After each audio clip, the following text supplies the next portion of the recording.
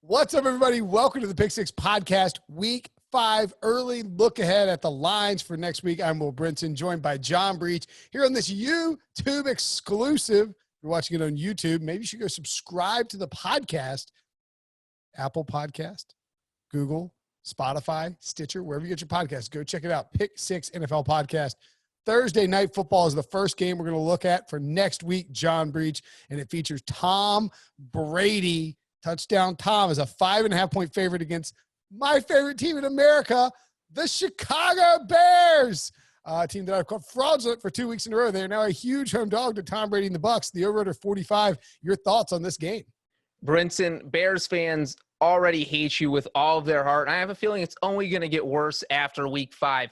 Let's talk about your boy Tommy Brady, though. Look, he's never lost to the Chicago Bears. He's 5-0 against them all time. He's completed more than 70% of his passes, 14 touchdowns. He does not lose to the Bears. And another thing, Tom Brady has never lost a mid-season Thursday night game. He's lost a couple in week 1, but that's not technically a Thursday night game because it's the kickoff game. Everybody has the same amount of rest. We're talking about off 3 days rest. Brady's never lost. And you know what?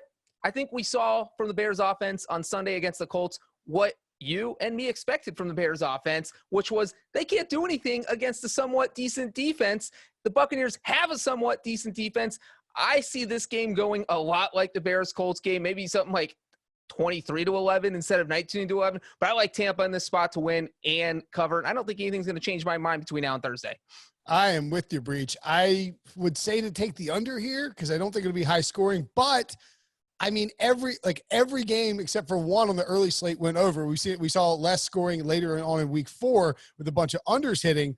But yeah, I mean, look, Tom Brady got things rolling against the Chargers. They were down 17 points, I believe. And that means every single week so far this season, we've had a team come back from at least a 16-point deficit. That's crazy. That's bananas, as we like to say on the podcast. Tom Brady, the oldest player in NFL history with 5 touchdown passes, of course. He now has 93 career games with at least 300 yards passing. That was his 7th career game against the Chargers, or 7th career game with 5 touchdown passes or more, the 3rd most in league history behind only Drew Brees and Peyton Manning. He's still playing at a very high level. The Bears will not offer that much of a resistance for him. Mike Evans looks to be fine after leaving that game. Maybe Chris Godwin is back, maybe not a short week. They could lose O.J. Howard, but they have plenty of weapons. Ronald Jones looks good. Buccaneers roll this fraudulent Bears team right out of town, out of their own town, actually. Sunday, the Giants and the Cowboys play. The Cowboys are desperate for a win. Dallas is not a 9.5-point favorite against New York. The over-under here, 54. Oh, you're right. It's the Clapper Bowl. What do you think? Jason Garrett? Is it a revenge game for Jason Garrett? Brenton, it is a revenge game. I'm doing my full Jason Garrett impression right here. That means my pick is probably going to be bad because that's Jason Garrett clap that makes some sort of bad decision. But look, you have to think the Cowboys have had this game circled because they have been struggling. Their defense can't stop anyone whatsoever. And if you're Mike McCarthy, how are you going to feel if you lose to a Giants team that has Jason Garrett on the coaching staff? I don't know if you can be on a hot seat after just 5 games, but if he loses to the Giants this week, that is exactly where he's going to be. It is good. All hell is going to break loose in Dallas if McCarthy loses this game. I don't think it's going to happen, though. This Cowboys team just has more talent than the Giants. They've won 6 in a row against the Giants. I think they've covered the spread in all 6 of those games. And if the Cowboys do one thing right, there aren't many things they've done right this year, but they do always seem to handle their business when they play against the NFC East. They're 15-3 straight up in their past over the past 4 years against divisional opponents. So I like the Cowboys to win, and I actually do think they're going to cover, even though this is a pretty giant point spread to be betting on the Cowboys. But that means that's actually Jason Garrett, who is 15-3 against divisional opponents. So does that mean that Jason Garrett managed to flip the script? Look, I think Jason Garrett's the guy who's had this circled on his calendar, and he's really licking his chops. Now, the Giants aren't good. They at least try to keep it close with the Rams. They kept it close with Chicago with the Bears in Chicago, And I think that is the reality is that Dallas's defense is the worst in football. They are awful. They were getting blown out by the Browns in this game, and then Dak, poured on a bunch of points, and they played really well. This is a great spot for Zeke in fantasy, great spot for Dak, great spot for Daniel Jones, great spot for Darius Slayton, great spot for Evan Ingram, great spot for CeeDee Lamb, great spot for everybody involved in this game. It might be a great spot for Deion Lewis at this point. I'll take the Giants plus the points here. Won't feel good about it. Love the over. There is no reason either of these teams will slow each other down. I think we see a ton of points. I bet this closes closer to 57. Also on Sunday, a divisional matchup between a team that could be overmatched. It's your Cincinnati Bengals, fresh off their first win of Joe Burrow's career, heading to Baltimore to play the mighty Ravens and Lamar Jackson, who bounced back handily after a loss to the Chiefs with their dominant win over the Washington football team. The Ravens are minus 12.5 against Cincy, the over under 52. What do you think, Breech? Well, Brinson, as the resident Bengals homer on the Pick Six podcast, I feel like it's my goal to talk you into why the Bengals are going to cover here. And let me tell you one thing. They've been a sneaky good bet this year. They're 3-1 against the spread. And even though they're 1-2-1, if their kicker's calf doesn't cramp up in week 1, they could be 2-1-1. And this Browns team... Oh, missed. He missed. Oh, and he may have pulled a hamstring or a... That clip will never get old, and it'll make me tear up each and every time that you play it. And they lost to a Browns team that is clearly good now. They lost by 5 points. So I think the Bengals are a little bit better than most people probably think. And one other thing here is that, hey, look, for the past 8 years in Bengals-Ravens games that have been played in Baltimore, they have all been decided by one score. So we've had 8 straight one-score games between the Bengals and Ravens played in Baltimore.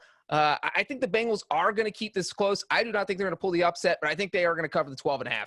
I am inclined to agree with you, and I'll tell you why. I am. Oh, yeah. Look, I watched Lamar Jackson slice and dice that bad Washington football team, and he had a great 50-yard run, 2 fantastic touchdown passes to Mark Andrews. He put up some big numbers.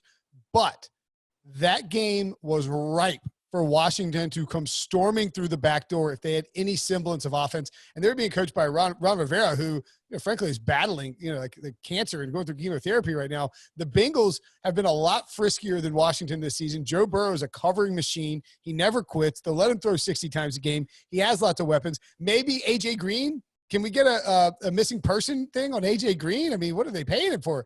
T. Higgins has looked pretty sharp. Tyler Boyd playing well. I think that the Bengals will come through the back door here. I think Baltimore probably gets up like 17 points in the fourth quarter, and then Lamar throws a pick or they punt or something like that, fumble, turnover, whatever it is. They get the ball, they come storming back. I would probably lean towards the over here as well. 52 is a lot of points though. Sunday night football, the Vikings at the Seahawks. The Seahawks were in danger of losing in Miami on Sunday in week 4, and then Russ he got back in the kitchen and blew out the Dolphins. The Seahawks are 7.5-point favorites in this game against Minnesota, who snuck out their first win against Houston on Sunday. The over-under 49.5. Yeah, this is an interesting game because the Vikings really need it because the Packers keep winning.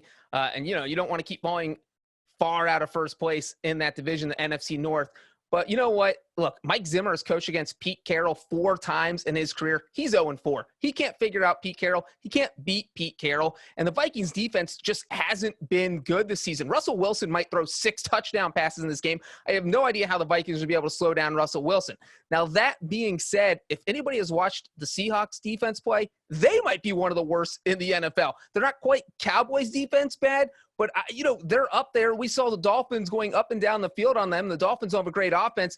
So the Seahawks could give up some points, could give up a lot of passing yards. So I like the Vikings to cover the 7.5 points, but I think the Seahawks do win this easily. I'll take the Seahawks laying the 7.5 here. I think it's begging you to take the Vikings off a win and Seattle not looking entirely impressive. Here's the reality, though. When it comes down to like the second half of a game, if you look at what Minnesota was doing against Houston, they were running the football. Now, they did throw a little bit. They hit Adam Thielen for a touchdown, and Justin Jefferson had some nicer passes, but they weren't like putting their foot on the gas and trying to peel away. And they're not a great team really when it comes through the back door, like in terms of covering. I'll take Seattle to keep putting their foot on the gas late in this game. I think the over is, I don't want to call it a slam dunk because I think the Vikings will try to run too, but this should be in the 50s with the way that the Seattle Seahawks play the football or throw the football, excuse me. Monday Night Football, Chargers at Saints. Saints -8. The over under 51. Justin Herbert has looked impressive and Drew Brees has not, but the Saints are still huge favorites at home. Breech.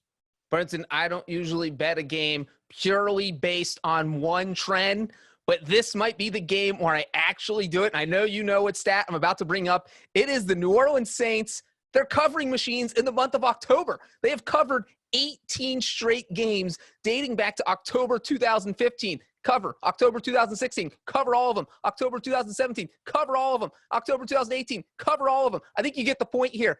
They just cover. I don't know how they do it against the Lions. I think a lot of people thought that was a spot on Sunday where the Saints might fail. Their offense didn't look good. Drew Brees looked old. They didn't have Michael Thomas. What'd they do? They covered because it's October.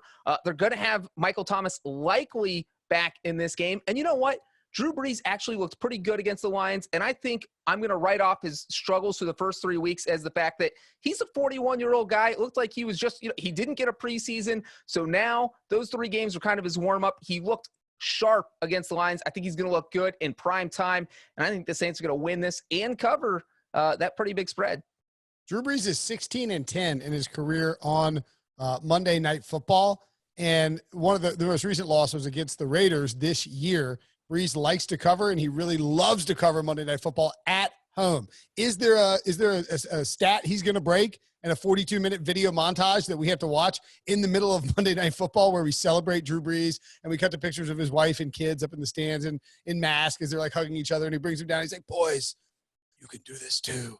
Or something like that. Like, it's not necessary. Just get to rack him and let's move on, Brees. And yet he'll do it anyway. I will take the Saints laying the points on Monday night at home.